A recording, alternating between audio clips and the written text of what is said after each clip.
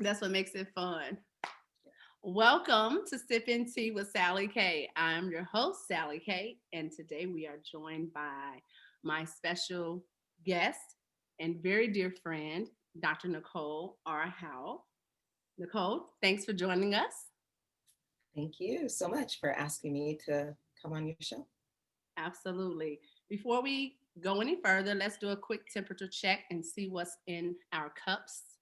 I'm still in a festive mood, so I pulled out the cup with the S on the front, gold foil. But I know Christmas is over and New Year's is coming up, but there is a national holiday that is coming up that we will all celebrate. We'll stop at midnight to celebrate my 45th in 2020. Whew, Yes, I'm excited. Dr. Howe, what's in your cup? I am drinking Supreme Matcha tea. Supreme. Supreme Matcha green tea. Ah, Yes. nice, nice, nice. Yeah. I didn't even tell you I'm drinking a Moroccan green tea. It's so good. Well, Dr. Howe, we will not further our conversation. Thank you again for spending time with us today. Dr. Howe is a pathologist at Carle Foundation Hospital here in Champaign. And honestly, I think is a best kept secret. You are such a gem in the community, and people don't know the gift that I know that we have right here in Champaign. You flatter me too much. Thank you. It's true. I've got Yes. Well, I've got some dope friends around me, and that's just the truth. And when I think about it, it makes me think, wow, I must not be doing too shabby. Dr. Howell is, an arm reach away. So well, you're phenomenal. So why wouldn't you have great friends? whatever, Nicole. Yes.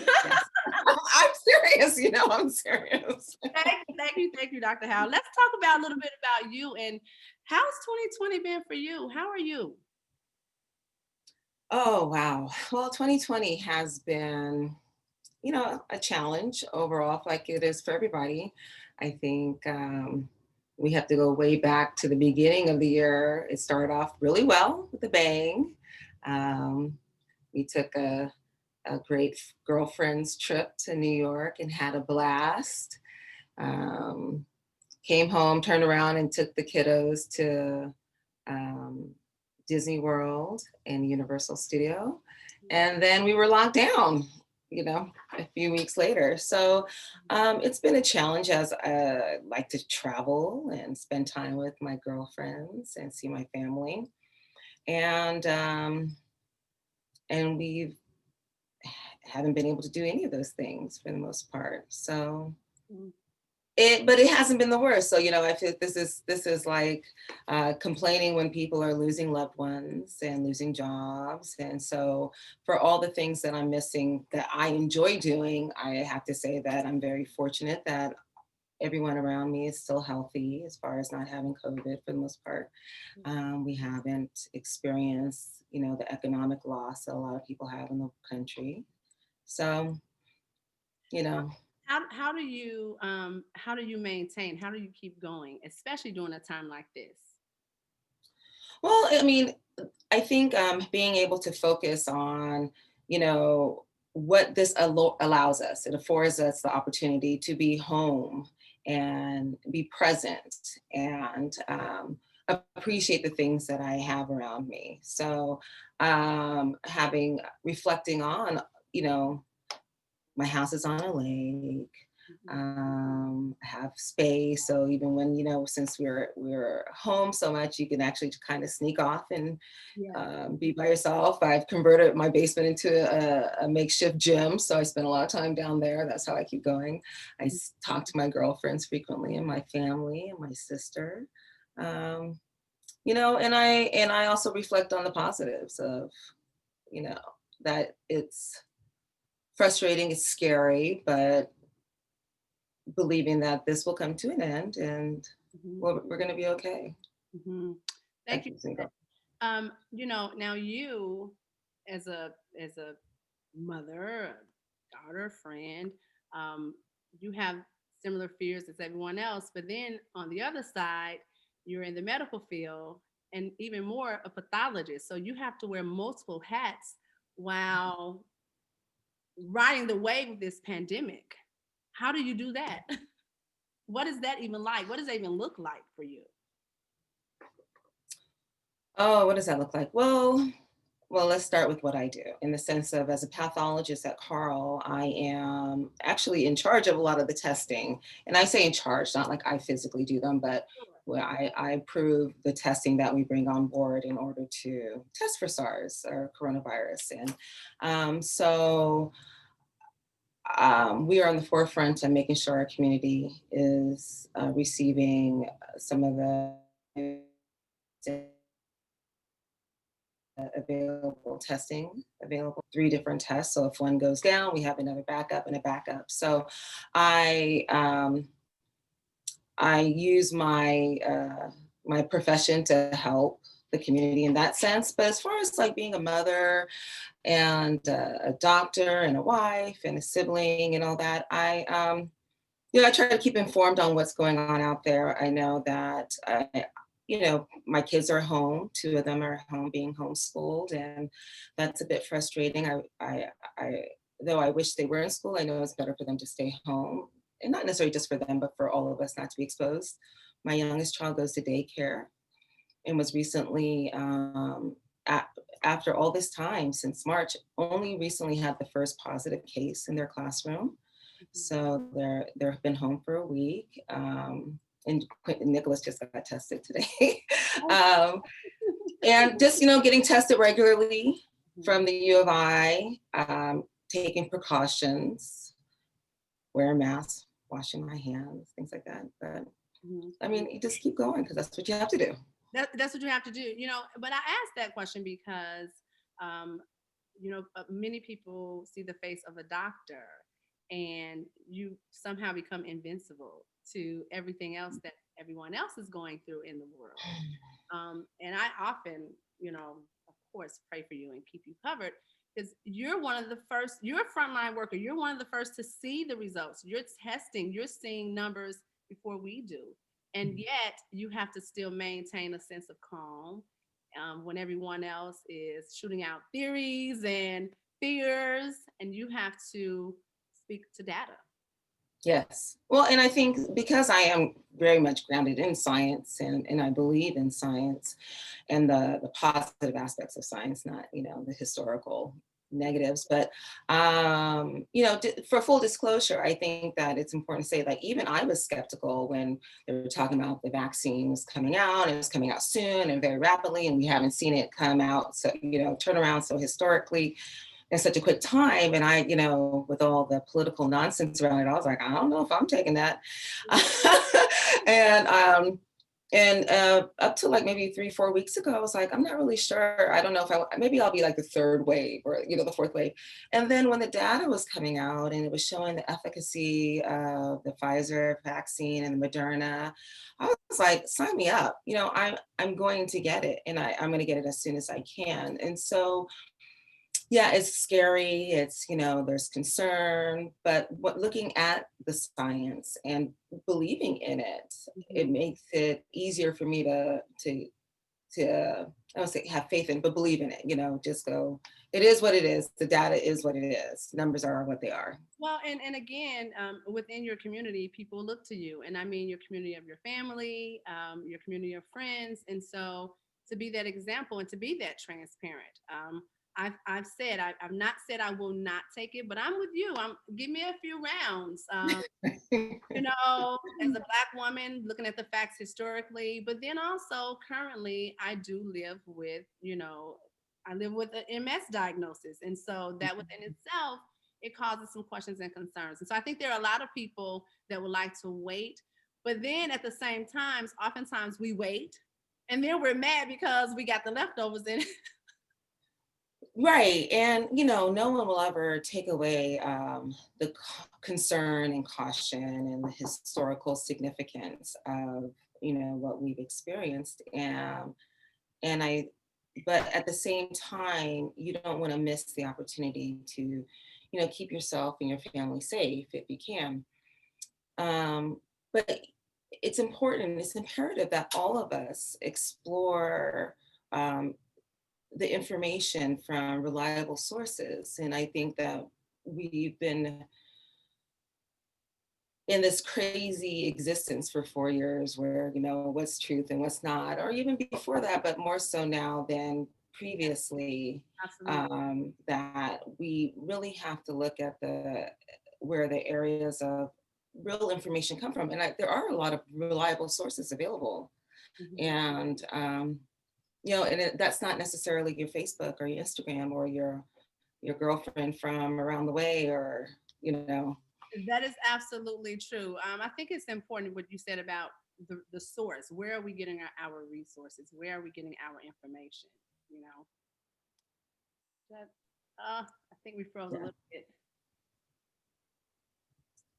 It's Oh, no. vital. Oh, you're No, and it's vital. And I think, if something seems like, oh, I'm sorry, were you done? I'm sorry.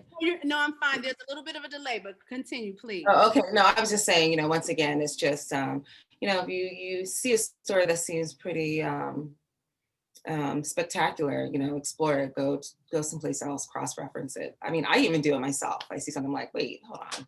And I go look for the answers. Absolutely.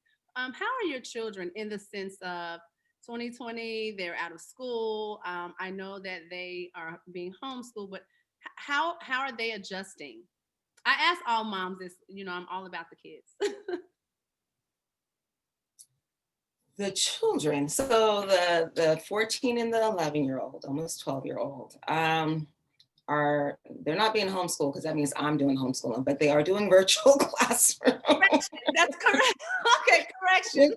It's really interesting because I've always been a proponent. Like I've always romanticized the concept, the idea of homeschooling my children and everything, and never. So I have all the books, but like now that they're home, I'm like, I don't want to do any of this, and I want the teachers to do this, and I want them to go back to school, and you know, um, Can I I say thank you for keeping it real on that because we're professional women and all that, and we could do all these things, but some things we're just not. We got choices. yeah, I by being a parent, you're a teacher, right? But I don't want to teach that. How about that? I don't want to teach that.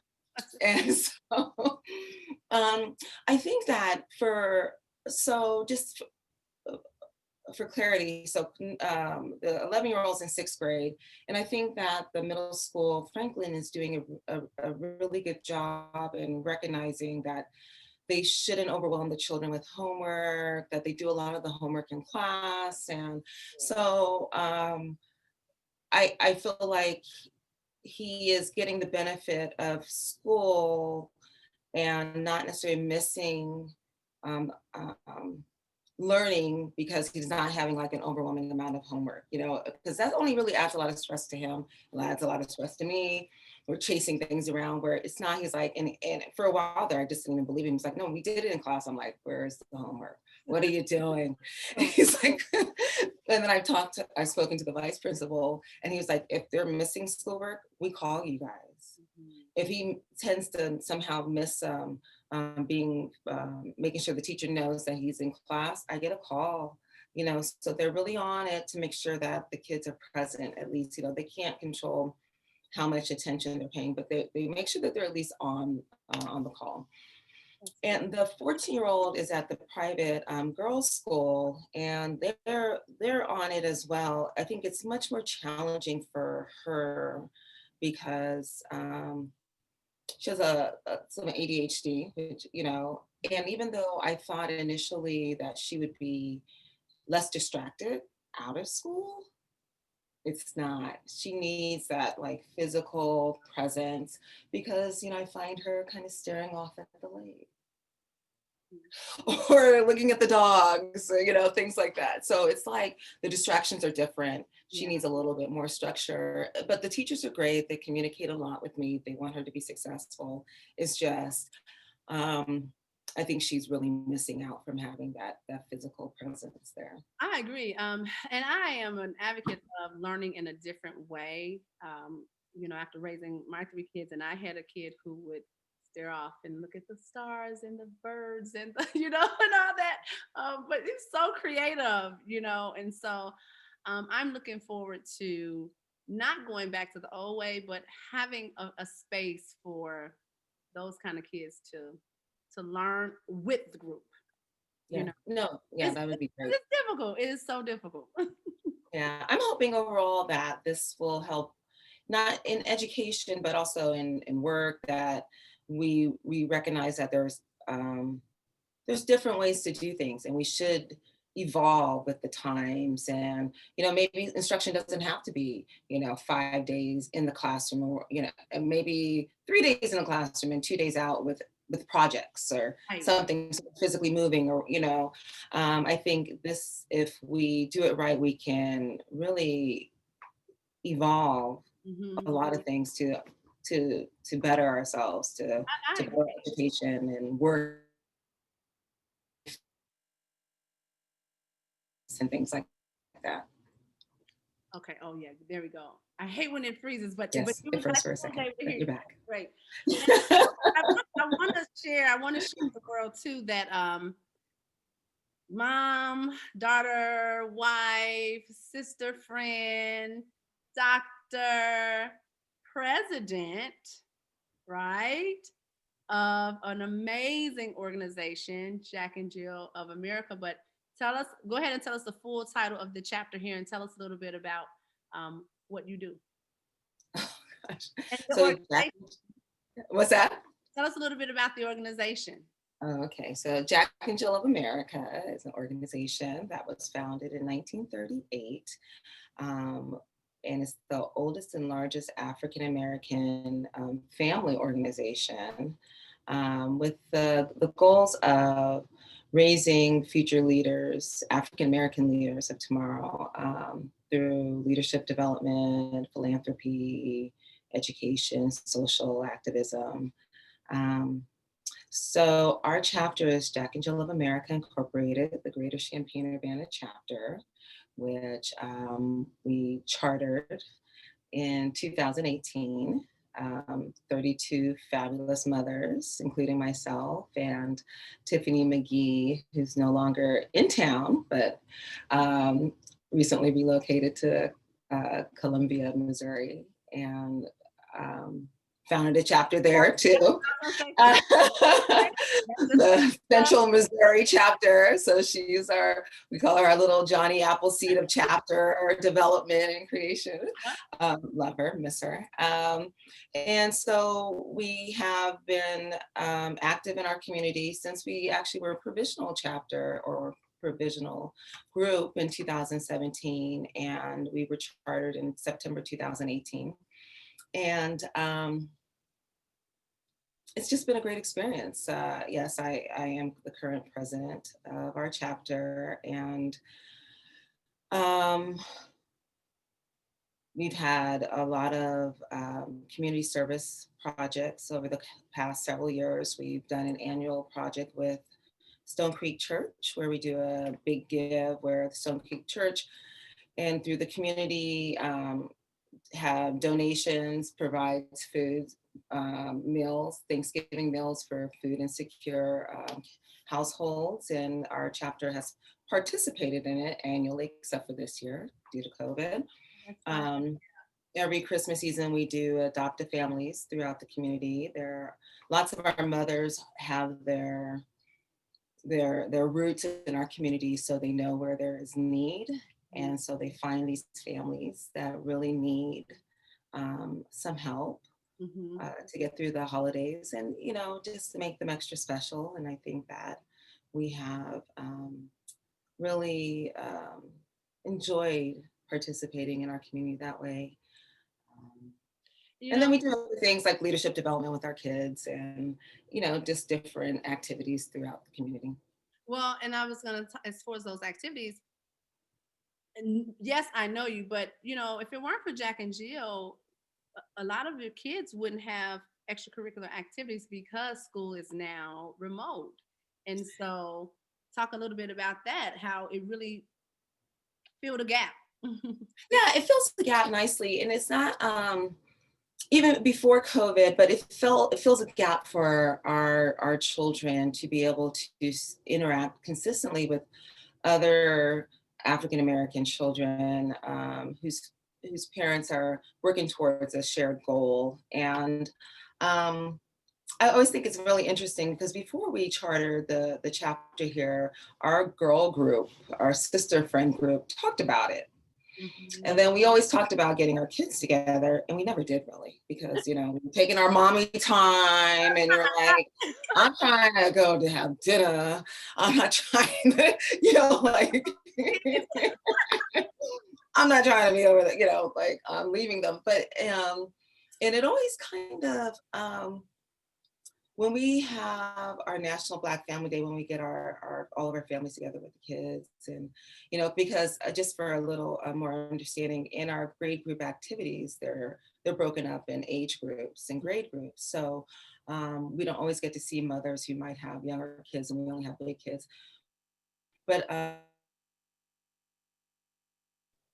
annually, our National Black Family Day, we hold it in May.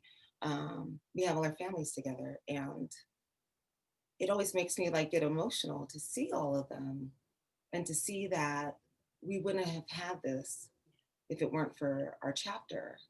And we had a great Christmas party last year, and the same thing. It just really warms my heart that kids who should have been together and spending time and hanging out weren't, just because they're so busy with school and piano lessons and everything else, that we since we're intentional in our activities, and we make them participate sometimes when they don't want to, but and they don't, because they don't know what's good for them. They don't know Sometimes what's they're going like, I don't want to do this, and on. then when they go, especially the adolescents, I don't want to do that, and then they go and they're like, I have really had a great time, and it's like that's what that's for you to do this. And so, anyways, it does fill a void. It fills a void for our kids to have that unique experience that they wouldn't necessarily have had.